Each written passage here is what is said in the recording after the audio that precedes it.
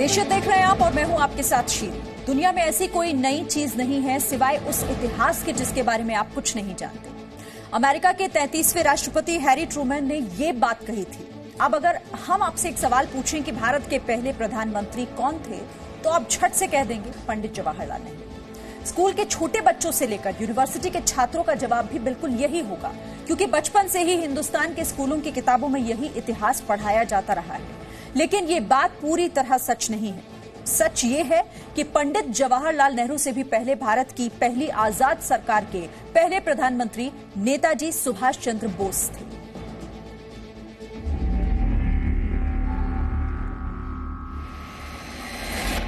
हमें अपना खून बहाना है, हमें कुर्बानी उठाना है। कोई बात नहीं है, हम जिंदा रहेंगे या तो मरेंगे, कोई बात नहीं है। आखिर में हमारी कामयाबी होगी, हिंदुस्तान आजाद होगा।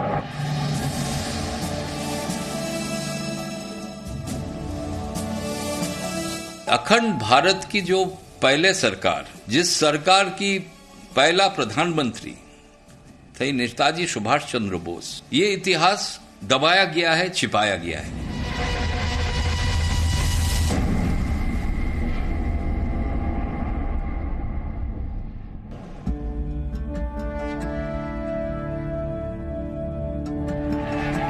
वर्ष 1942 के भारत छोड़ो आंदोलन की बात हो।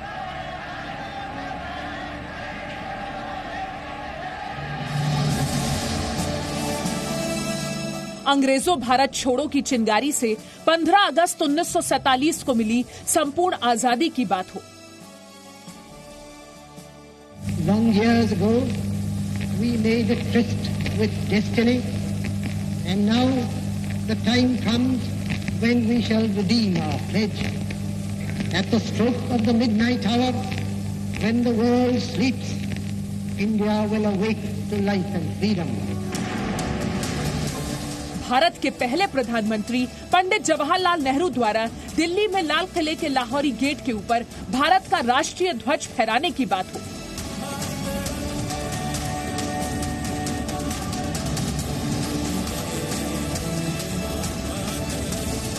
भारत के हर नागरिक के दिल और दिमाग पर उन्हीं तस्वीरों का असर है।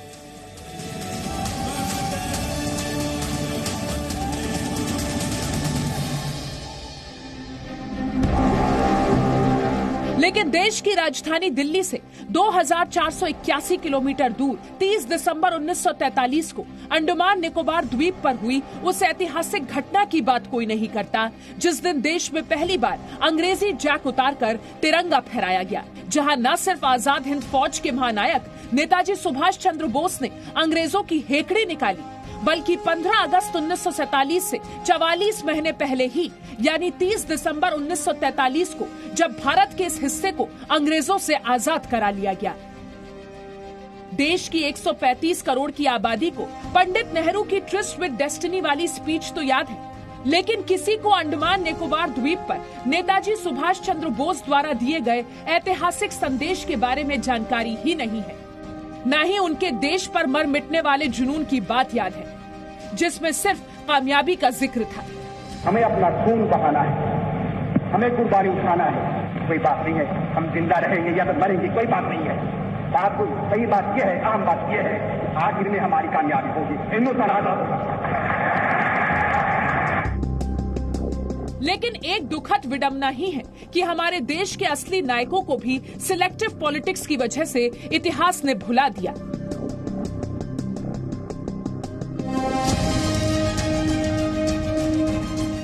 जिस लाल किले पर विक्ट्री परेड का सपना नेताजी सुभाष चंद्र बोस ने 30 दिसंबर 1943 को देखा था, और इसी सपने को जीने के लिए भारत की पहली आजाद सरकार के प्रधानमंत्री ने अंग्रेजों का यूनियन जैक उतारकर अंडमान निकोबार पर पहली बार तिरंगा फहराया।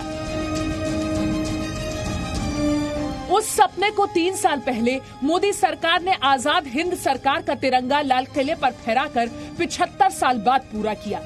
यह आजाद हिंद सरकार ये सिर्फ नाम नहीं था, बल्कि नेताजी के नेतृत्व में इस सरकार द्वारा हर क्षेत्र से जुड़ी योजनाएं बनाई गई थी। इस सरकार का अपना बैंक था, अपनी मुद्रा थी, अपना डाक टिकट था, अपना गुप्तचर तंत्र था। सशस्त्र क्रांति अभूतपूर्व, मैं समझता हूं असाधारण कार्य था। देश को ये तस्वीरें याद है जब 15 अगस्त 1947 को संपूर्ण आजादी मिली। लेकिन सच ये है कि 30 दिसंबर 1943 को अंडमान निकोबार को अंग्रेजों की गुलामी से नेताजी सुभाष चंद्र बोस ने पहले ही आजाद करा दिया था। 30 दिसंबर 1943 को नेताजी सुभाष चंद्र बोस इसी के स्थल पर पहला तिरंगा झंडा चढ़ा के हिंदुस्तान की इस टेरिटरी को आजाद घोषित किए थे। वो इतिहास का वे इस चीज को हम झुटला नहीं सकते हैं। इसके बाद नेताजी सुभाष चंद्र बोस ने अंडमान निकोबार के दोनों टापुओं का शासन अपने हाथों में लेते हुए उनके नाम बदलकर शहीद और स्वराज द्वीप रख दिए। ये भारत की जमीन पर आजादी की पहली निशानी थी और भारत की इस आजाद सरकार को जर्मनी, जापान समेत दुनिया के 11 देशों ने मान्यता दी। लेकिन 21 अक्टूबर 2018 से पहले भारत में ही आजाद हिंद सरकार की मान्यता को ठुकराया गया। अखंड भारत की जो पहले सरकार, आजाद हिंद सरकार, जिस सरकार की पहला प्रधानमंत्री थे नेताजी सुभाष चंद्र बोस, जो 11 राष्ट्र उनको मान्यता दिया था, भारत में आजादी के बाद ये इतिहास दबाया गया है, छिपाया गया है।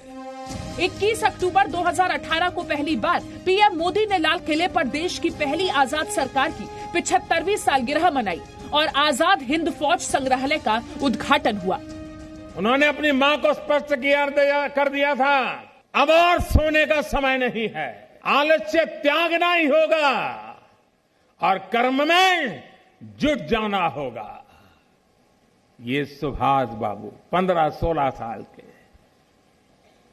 अपने भीतर की इस तीव्र उत्कंठा ने किशोर सुभाष बाबू को नेताजी सुभाष बना दिया।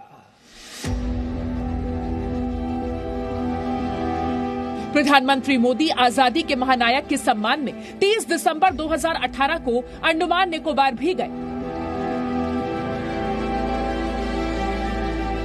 वहां उन्होंने 150 फीट ऊंचा तिरंगा फहराया, जहां 77 साल पहले नेताजी सुभाष चंद्र बोस ने भारत को पहली बार आजादी का एहसास कराया था।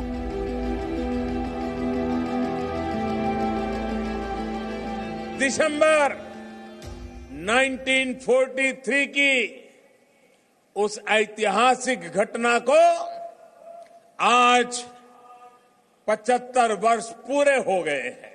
आज उसी की याद में यहां 150 फीट ऊंचा ध्वज फहराकर हमने अपने इस दिन को देशवासियों की चिर स्मृति में अंकित करने का एक नम्र प्रयास किया है।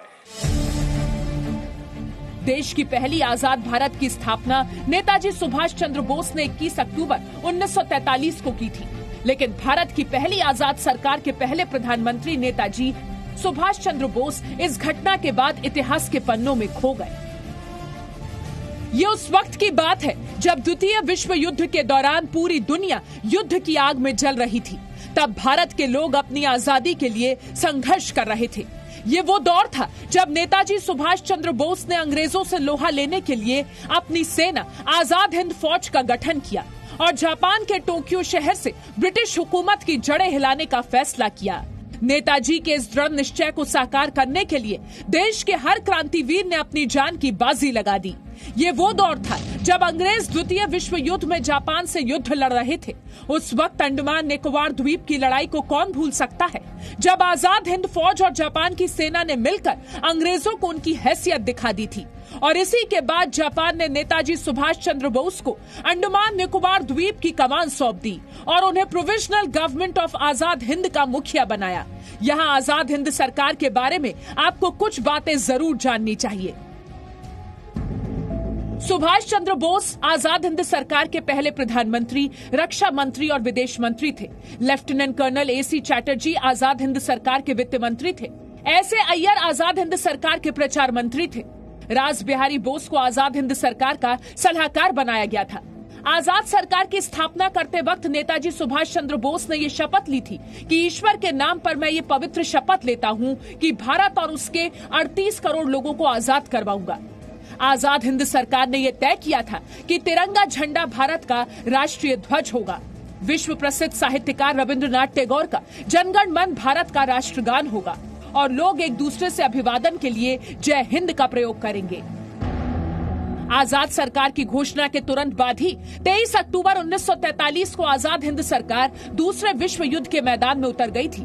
आजाद हिंद सरकार के प्रधानमंत्री नेताजी सुभाष चंद्र बोस ने ब्रिटेन और अमेरिका के खिलाफ युद्ध का ऐलान कर दिया था। 18 मार्च 1944 को सुभाष चंद्र बोस की आजाद हिंद फौज ने भारत की धरती पर कदम रखा था और उस जगह को अब नागालैंड की राजधानी कोहिमा के नाम से जाना जाता है। लेकिन तब जुलाई का महीना था और भारी बारिश की वजह से सेना के लिए कोहिमा से आगे बढ़ना मुश्किल था और दूसरी बड़ी वजह यह थी कि आजाद हिंद फौज के पास एयर सपोर्ट नहीं था। ब्रिटिश सेना के पास लड़ाकू विमान थे जिनके सामने आजाद हिंद फौज के सैनिक मजबूर थे। वहीं अगस्त 1945 में जापान के हिरोशिमा और नागासाकी में अमेरिका ने परमाणु बम से हमला किया था।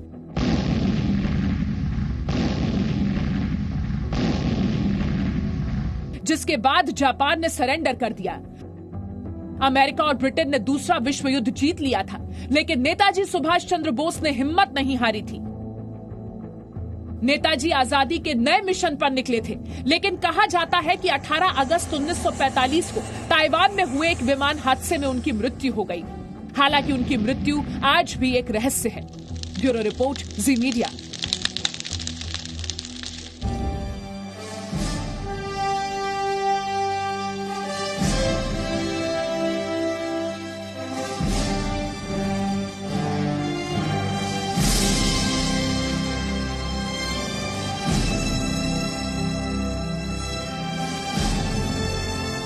किसी को भी गर्व होना चाहिए था कि कांग्रेस पार्टी के इतिहास का एक महत्वपूर्ण टर्निंग पॉइंट है, इसका गौरवगान होना चाहिए, लेकिन भुला दिया गया।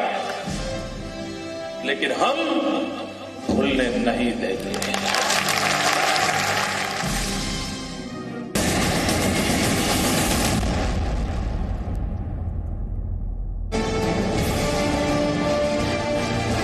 We want to expel British power from India. We have to fight the enemy with his own weapons.